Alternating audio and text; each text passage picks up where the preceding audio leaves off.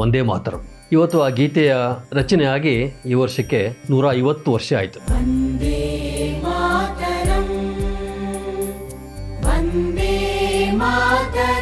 ಎಲ್ಲ ಕಡೆ ವಂದೇ ಮಾತರಂನ ಗುಣಗಾನ ಆಗ್ತಾ ಇದೆ. ದೇಶದ ಸ್ವತಂತ್ರ ಆಂದೋಲನದ ಒಂದು ರಣಘೋಷವಾಗಿ ಅದು ರೂಪಿತ ಆಯಿತು.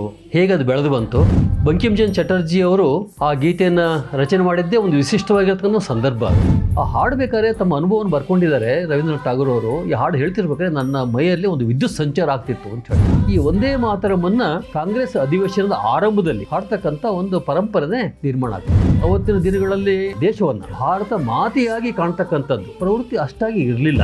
ವಂದೇ ಮಾತರಂ ಅಂತಕ್ಕಂಥದ್ದು ಈ ಜನಮಾನಸದಲ್ಲಿ ಅದು ಮೆಲ್ಲಕ್ಕೆ ಒಡಮೂಡ್ಲಿಕ್ಕೆ ಶುರುವಾಗ್ತದೆ. ಎಲ್ರಿಗೂ ನಮಸ್ಕಾರ. ದೇಶದ ಕೋಟಿ ಕೋಟಿ ಜನರ ಹೃದಯದಲ್ಲಿ ನೆಲೆಸಿ ಭಾರತ ಮಾತೆಯ ಕೀರ್ತಿ, ಗೌರವ, ಅದರ ಪ್ರತಿಷ್ಠೆ, ಅದರ ಇತಿಹಾಸ, ಅದರ ಮಹತ್ವ, ಅದರ ರಾಷ್ಟ್ರೀಯತೆ ಇವೆಲ್ಲವನ್ನೂ ತಿಳಿಸ್ಕೊಡ್ತಕ್ಕಂಥ ಒಂದು ಗೀತೆ ಅಂತಂದರೆ ಅದು ವಂದೇ ಮಾತರಂ.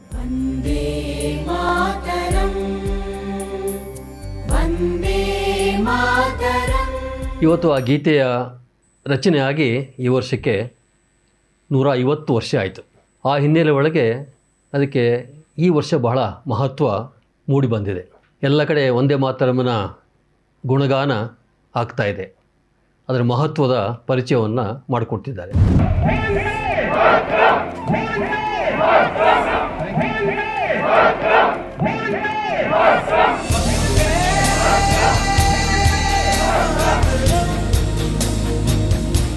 ನಾವು ಕೂಡ ಅದರ ಇತಿಹಾಸ, ಹೇಗೆ ಅದು ಬೆಳೆದು ಬಂತು, ಹೇಗೆ ನಮ್ಮ ದೇಶದ ಸ್ವತಂತ್ರ ಆಂದೋಲನದ ಒಂದು ರಣಘೋಷವಾಗಿ ಅದು ರೂಪಿತ ಆಯಿತು ಅನ್ನೋವಂಥ ತಿಳ್ಕೊಳ್ತಕ್ಕಂಥ ಪ್ರಯತ್ನವನ್ನು ನಾವು ಮಾಡೋಣ. ಇದನ್ನು ರಚನೆ ಮಾಡಿರ್ತಕ್ಕಂಥ ಋಷಿತುಲ್ಯ ವ್ಯಕ್ತಿ ಅಂತಂದರೆ ಬಂಕಿಂಚಂದ್ರ ಚಟರ್ಜಿ ಅವರು. ಬಂಕಿಂಚಂದ್ರ ಚಟರ್ಜಿ ಅವರು ಆ ಗೀತೆಯನ್ನು ರಚನೆ ಮಾಡಿದ್ದೇ ಒಂದು ವಿಶಿಷ್ಟವಾಗಿರ್ತಕ್ಕಂಥ ಸಂದರ್ಭ ಅದು. ಬಂಕಿಂಚಂದ್ರ ಚಟರ್ಜಿ ಅವರು ಬಂಗಾಳಿ ಸಾಹಿತ್ಯದಲ್ಲಿ ಪ್ರಸಿದ್ಧವಾಗಿರ್ತಕ್ಕಂಥ ಒಬ್ಬ ವ್ಯಕ್ತಿ. ಬಂಗಾಳಿ ಸಾಹಿತ್ಯವನ್ನು ಸುಧಾರಣೆ ಮಾಡೋದರಲ್ಲಿ, ಅದಕ್ಕೊಂದು ಘನತೆ, ಗೌರವ ತಂದುಕೊಡೋದರಲ್ಲಿ ಚಟರ್ಜಿಯವರ ಪಾತ್ರ ಬಹಳ ಮಹತ್ವಪೂರ್ಣವಾಗಿರ್ತಕ್ಕಂಥದ್ದು. ಸುಮಾರು 15 ಕಾದಂಬರಿಗಳನ್ನು ಬರೆದಿದ್ದಾರೆ, ಕತೆ ಕವನಗಳನ್ನು ರಚನೆ ಮಾಡಿದ್ದಾರೆ, ಲೇಖನಗಳನ್ನು ಬರೆದಿದ್ದಾರೆ. ಹೀಗೆ ಅವರು ಪ್ರಸಿದ್ಧವಾಗಿರ್ತಕ್ಕಂಥ ಲೇಖಕರಾಗಿ ಆ ಕಾಲಘಟ್ಟದಲ್ಲಿ ಅವರು ಒಡಮೂಡಿರ್ತಾರೆ. ಬಂಕಿಂಚಂದ್ರ ಚಟರ್ಜಿಯವರ ಕುಟುಂಬ ಬಹಳ ಸುಸಂಸ್ಕೃತ, ಸಮೃದ್ಧ, ಸಂಪನ್ನ ಕುಟುಂಬ ಅದು. ಅವ್ರ ತಂದೆ ಕೂಡ ಬ್ರಿಟಿಷ್ ಸರ್ಕಾರದಲ್ಲಿ ಡೆಪ್ಯೂಟಿ ಕಲೆಕ್ಟರಾಗಿ ಕೆಲಸ ಮಾಡ್ತಿರ್ತಾರೆ. ಬಂಕಿಂಚಂದ್ರರು ಬಾಲ್ಯದಿಂದಲೂ ಬಹಳ ಪ್ರತಿಭಾವಂತ ವಿದ್ಯಾರ್ಥಿ. ತಮ್ಮ 19ನೇ ವಯಸ್ಸಿನಲ್ಲೇ ಅವರು ಪದವಿಯನ್ನು ಮುಗಿಸ್ತಾರೆ, BA ಪದವಿಯನ್ನು. ಮುಗಿಸಿದ ಮಾರನೇ ವರ್ಷವೇ ಅವರು ಡೆಪ್ಯೂಟಿ ಕಲೆಕ್ಟರಾಗಿ ನಿಯುಕ್ತಿ ಆಗ್ತಾರೆ. 20ನೇ ವಯಸ್ಸಿನಲ್ಲೇ, ಅಷ್ಟು ಚಿಕ್ಕ ವಯಸ್ಸಿನಲ್ಲೇ. ಕೊನೆಗೆ ಅವರು 91ರವರೆಗೆ ಆ ಸೇವೆಯನ್ನು ಮಾಡಿ ನಿವೃತ್ತಿ ಆಗ್ತಾರೆ. 94ರಲ್ಲಿ ಅವರು ನಿಧನರಾಗ್ತಾರೆ. ಬಂಕಿಂಚಂದ್ರ ಚಟರ್ಜಿ ಅವರು ಈ ವಂದೇ ಮಾತರಂ ಏನು ರಚನೆ ಮಾಡಿದರು, ಇದಕ್ಕೆ ಒಂದು 2-3 ರೀತಿಯ ಕಥನಗಳನ್ನು ಹೇಳ್ತಾರೆ. ಆದರೆ ಒಂದು ಭಾಳ ಪ್ರಸಿದ್ಧವಾಗಿರ್ತಕ್ಕಂಥದ್ದು ಬಂಕಿಂಚಂದ್ರರು ತುಂಬ ಕೆಲಸ ಮಾಡ್ತಾ ಇರಬೇಕಾದ್ರೆ ವಿಶ್ರಾಂತಿಗೋಸ್ಕರ ಒಂದು 5 ದಿವಸ ರಜೆ ಹಾಕಿ ತಮ್ಮ ಹುಟ್ಟೂರಿಗೆ ಹೋಗಲಿಕ್ಕೆ ಟ್ರೈನ್ನಲ್ಲಿ ಪ್ರವಾಸ ಮಾಡ್ತಾರೆ. ಟ್ರೈನ್ನಲ್ಲಿ ಪ್ರವಾಸ ಮಾಡೋಕೆ ಸಹಜವಾಗಿಯೇ ಕಿಟಕಿಯ ಪಕ್ಕ ನೋಡ್ತಾ ಇರಬೇಕಾದ್ರೆ ಬಹುಶಃ ಸಂಜೆ ಹೊತ್ತು ಕಾಣುತ್ತದು. ಅವ್ರು ಹೋಗ್ಬೇಕಾದ್ರೆ ಹೊರಗಿನ ದೃಶ್ಯ ನೋಡ್ತಾರೆ. ನದಿಗಳು, ಬೆಟ್ಟಗಳು, ಭತ್ತದ ಗದ್ದೆಗಳು, ತೋಟಗಳು, ಹೀಗೆ ಸಮೃದ್ಧವಾಗಿರ್ತಕ್ಕಂಥ ನಾಡು ಅವ್ರ ಕಣ್ಣಿಗೆ ಕಾಣುತ್ತೆ. ಜೊತೆಗೆ ಅವಕ್ಕೆ ಬಹುಶಃ ಹುಣ್ಣಿಮೆ ಪ್ರಸಂಗ ಇದ್ದಿರ್ಬೋದು. ಆ ಹುಣ್ಣಿಮೆಯ ಬೆಳಕಿನಲ್ಲಿ ಭಾರತ, ಆ ಭೂಮಿ ಅತ್ಯಂತ ಚೆನ್ನಾಗಿ ಕಾಣುತ್ತೆ, ಸುಂದರವಾಗಿ ಕಾಣುತ್ತೆ. ಭಾವುಕರಾಗ್ತಾರೆ. ಭಾವುಕರಾದಾಗ ಸಹಜವಾಗಿಯೇ ಈ ವಂದೇ ಮಾತರಂ ಒಡಮೂಡ್ತು ಅನ್ನುವಂಥದ್ದು ಪ್ರಸಿದ್ಧವಾಗಿರ್ತಕ್ಕಂಥ ಒಂದು ಪ್ರಚಲಿತ ಒಂದು ಕಥೆ ಇದೆ. ಹಾಗಿದ್ರೆ ಅವ್ರು ಹೇಗೆ ಒಡಮೂಡ್ತು, ಅದನ್ನು ನಾವು ವಂದೇ ಮಾತರಂ ಏನಿದೆ ಅನ್ನೋಂಥನ್ನು ಆಮೇಲೆ ನಾವು ಅದನ್ನು ಅರ್ಥ ಮಾಡ್ಕೊಳ್ಳೋದಕ್ಕಂಥ ಪ್ರಯತ್ನ ಮಾಡೋಣ. ಈ ವಂದೇ ಮಾತರಂ ಅವರು ರಚಿಸಿದ್ದು 1875 ಆ ಕಾಲಘಟ್ಟದಲ್ಲಿ. ಅವರೇ ಒಂದು ಬಂಗದರ್ಶನ ಅಂತ ಒಂದು ಪತ್ರಿಕೆಯನ್ನು ತರ್ತಾಯಿದ್ರು, ಮಾಸಿಕ ಪತ್ರಿಕೆ ಅದು. ಅದರಲ್ಲಿ ಈ ಗೀತೆಯನ್ನು ಅವರು ಪ್ರಕಟಿಸ್ತಾರೆ. ಆನಂತರ 80ರಲ್ಲಿ ಅವರು ಆನಂದ ಮಠ ಅಂತಕ್ಕಂಥ ಒಂದು ಕಾದಂಬರಿಯನ್ನು ಬರೀತಾರೆ. ಆನಂದ ಮಠದ ಕಾದಂಬರಿಯ ವಸ್ತು ಏನಪ್ಪ ಅಂತಂದರೆ 1760ರಿಂದ 1770ರವರೆಗೆ ಬಂಗಾಳ ಒಂದು ಭೀಕರವಾಗಿರ್ತಕ್ಕಂಥ ಒಂದು ಬರಗಾಲವನ್ನು ಕಾಣುತ್ತೆ. ಪ್ರಪಂಚ ಇತಿಹಾಸದಲ್ಲೇ ಅದು ದಾಖಲೆ ಆಗಿದೆ. ಅದು ಸುಮಾರು 10 ಲಕ್ಷ ಜನ ಸಾಯ್ತಾರೆ. ಭೀಕರ ಬರಗಾಲ, ಬೆಳೆ ಇಲ್ಲ, ಮಳೆ ಇಲ್ಲ, ಕುಡಿಯೋಕ್ಕೆ ನೀರು ಕಷ್ಟ. ಅಂಥ ಒಂದು ಸಂದರ್ಭದಲ್ಲಿ ಅಲ್ಲಿ ಆಳ್ತಿರ್ತಕ್ಕಂಥ ನವಾಬ ಮತ್ತು ಅದರ ಮೇಲೆ ಬ್ರಿಟಿಷರು ಜನಗಳಿಂದ ಕಂದಾಯ ವಸೂಲಿ ಮಾಡ್ತಕ್ಕಂಥ, ತೆರಿಗೆ ವಸೂಲಿ ಮಾಡ್ತಕ್ಕಂಥ ಬಿಡೋದಿಲ್ಲ ಅವರು. ಅಂತ ಭೀಕರ ಬರಗಾಲ ಇದ್ದರೂ ಕೂಡ ಪ್ರತಿನಿತ್ಯ ಜನ ಸಾಯ್ತಾ ಇರ್ತಾರೆ, ಜನ ಹೋರಾಟ ಮಾಡ್ತಾರೆ. ಅಂಥ ಸಂದರ್ಭದಲ್ಲಿ ಅದ್ರ ವಿರುದ್ಧ, ಈ ಶೋಷಣೆಯ ವಿರುದ್ಧ ಒಂದು ಸನ್ಯಾಸಿ ಆಂದೋಲನ ಅಲ್ಲಿ ನಡೆಯುತ್ತೆ. ಈ ಆನಂದ ಮಠ ಕಾದಂಬರಿಗೆ ಆ ಕಥಾವಸ್ತುವನ್ನು ಅವರು ತಗೊಂಡು ಈ ಆನಂದ ಮಠ ಕಾದಂಬರಿ ಬರೀತಾರೆ.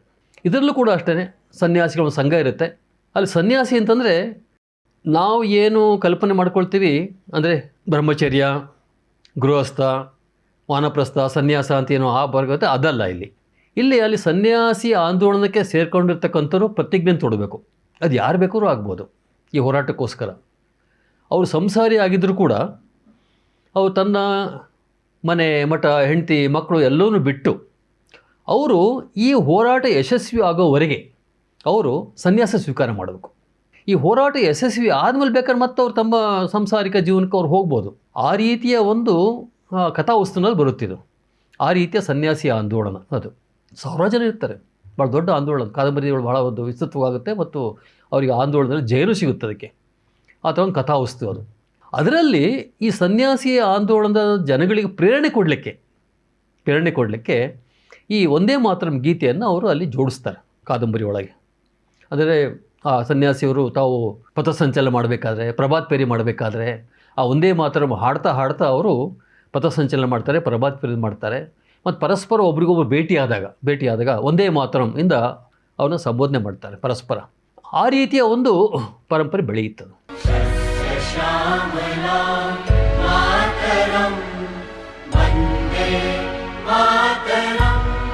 ಅದನ್ನು ಬರೆದ ನಂತರ ಅದು ಬಂಗದರ್ಶನ ಅಂತ ನಾನು ಆಗಲೇ ಹೇಳಿದೆ.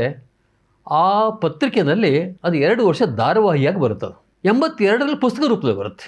ಸಹಜವಾಗಿ ಜನ ಅದನ್ನು ಓದ್ತಾರೆ.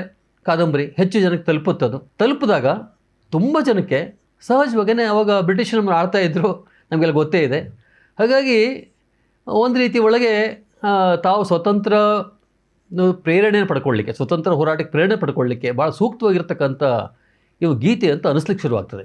ಹಾಗಾಗಿ ಈ ಗೀತೆಯನ್ನು ಮೊಟ್ಟ ಮೊದಲನೇ ಬಾರಿಗೆ ಹಾಡಿರ್ತಕ್ಕಂಥ ಒಬ್ಬ ವ್ಯಕ್ತಿ ಅಂತಂದರೆ 1886 ಡಿಸೆಂಬರ್ನಲ್ಲಿ ಹೇಮಚಂದ್ರ ಚಟ್ಟೋಪಾಧ್ಯಾಯ ಅಂತ.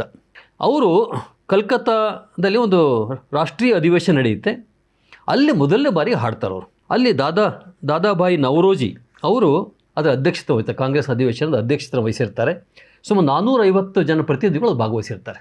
ಅಲ್ಲಿ ಮೊಟ್ಟ ಮೊದಲನೇ ಬಾರಿಗೆ ಹೇಮಚಂದ್ರ ಚಟ್ಟೋಪಾಧ್ಯಾಯ ಅವರು ಅದನ್ನು ಹಾಡ್ತಾರೆ.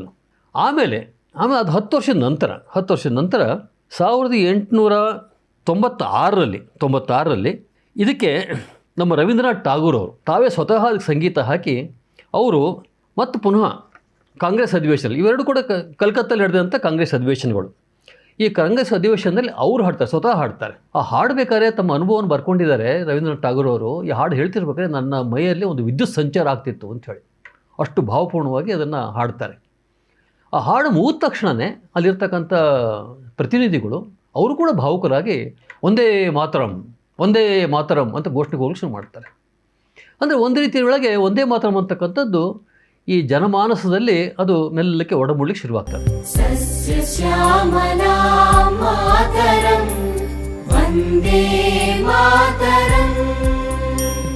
ಹಾಗೆ ಪ್ರತಿ ವರ್ಷ ಈ ಒಂದೇ ಮಾತರಮನ್ನು ಕಾಂಗ್ರೆಸ್ ಅಧಿವೇಶನದ ಆರಂಭದಲ್ಲಿ ಹಾಡ್ತಕ್ಕಂಥ ಒಂದು ಪರಂಪರೆ ನಿರ್ಮಾಣ ಆಗ್ತದೆ.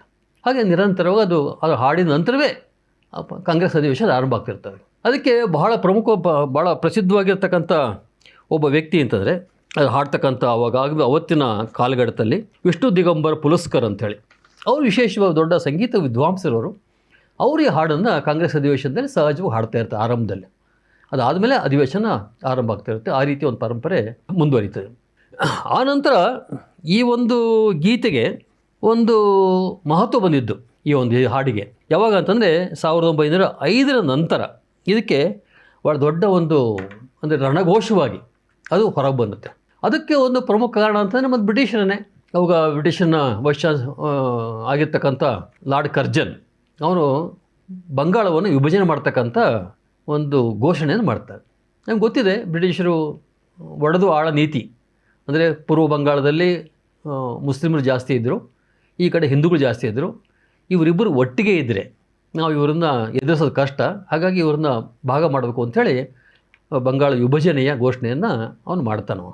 ಆ ಸಂದರ್ಭದಲ್ಲಿ ಬಂಗಾಳ ಒಂದೇ ಇತ್ತು, ಭಾಷೆ ಒಂದೇ.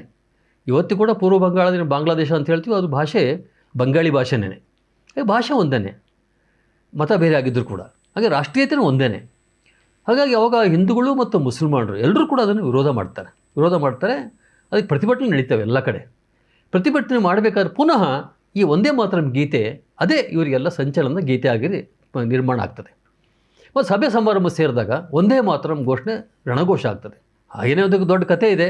ಬಾರಿಸಾಲ್ ಅಂತಕ್ಕಂಥ ಒಂದು ಕೇಂದ್ರ ಜಾಗದಲ್ಲಿ ಒಂದು ದೊಡ್ಡ ಕಾಂಗ್ರೆಸ್ ಅಧಿವೇಶನ, ಅದ್ರ ಜೊತೆಗೆ ಅಲ್ಲಿ ಒಂದು ಹೋರಾಟದ ರೂಪರೇಷೆಯನ್ನು ಮಾಡ್ತಾರೆ. ಅಲ್ಲಿ ಸ್ವದೇಶಿ ಆಂದೋಲನವಾದ ಪರಿವರ್ತನೆ ಆಗ್ತದೆ. ಅಲ್ಲಿ ಬ್ರಿಟಿಷರು ಲಾಠಿ ಚಾರ್ಜ್ ಮಾಡ್ತಾರೆ. ಲಾಠಿ ಚಾರ್ಜ್ ಮಾಡಲಿಕ್ಕೆ ಅಂತಂದರೆ ಅಲ್ಲಿ ಸ್ವದೇಶಿ ವಿದೇಶಿ ವಸ್ತುಗಳನ್ನು ದಹನ ಮಾಡ್ತಕ್ಕಂಥ ಒಂದು ದೊಡ್ಡ ಕಾರ್ಯಕ್ರಮ ನಡೆಯುತ್ತೆ. ಅದು ಆಮೇಲೆ ಇಡೀ ದೇಶದ ಪ್ರತಿಭಟನೆ ಆಗುತ್ತೆ. ಅದಕ್ಕೆ ಒಂದೇ ಮಾತರಂ ಭಾಳ ಪ್ರಸಿದ್ಧವಾಗಿರ್ತಕ್ಕಂಥ ರಣಘೋಷವಾಗಿ ಅಲ್ಲಿ ಒಡಮೂಡುತ್ತೆ.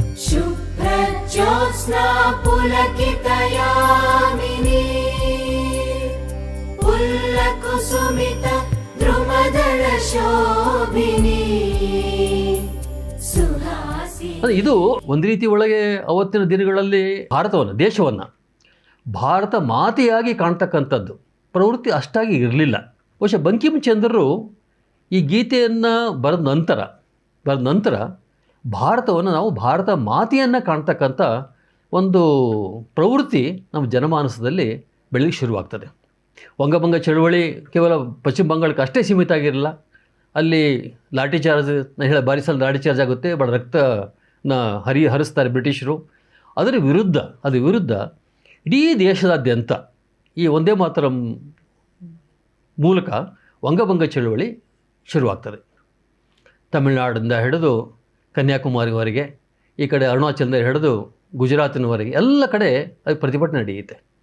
ಆ ಪ್ರತಿಭಟನೆಯಲ್ಲಿ ಕೂಡ ಪುನಃ ಆಗ್ತಕ್ಕಂಥದ್ದು ಅಂತಂದರೆ ಒಂದೇ ಮಾತರಂ ಗೀತೆ ಎಷ್ಟು ಮಟ್ಟಿಗೆ ಒಂದೇ ಮಾತರಂ ಒಂದು ರಣಘೋಷ ಆಯಿತು ಅಂತಂದರೆ ಅದನ್ನು ಬ್ರಿಟಿಷರು ಒಂದೇ ಮಾತರಂ ಹಾಡ್ಕೂಡ್ದು, ಒಂದೇ ಮಾತರಂ ಘೋಷಣೆ ಕೂಗ್ಕೂಡ್ದು, ಘೋಷಣೆ ಮಾಡಿಕೊಡ್ದು ಅಂಥೇಳಿ ಅದನ್ನು ನಿಷೇಧ ಹಾಕ್ತಾರೆ.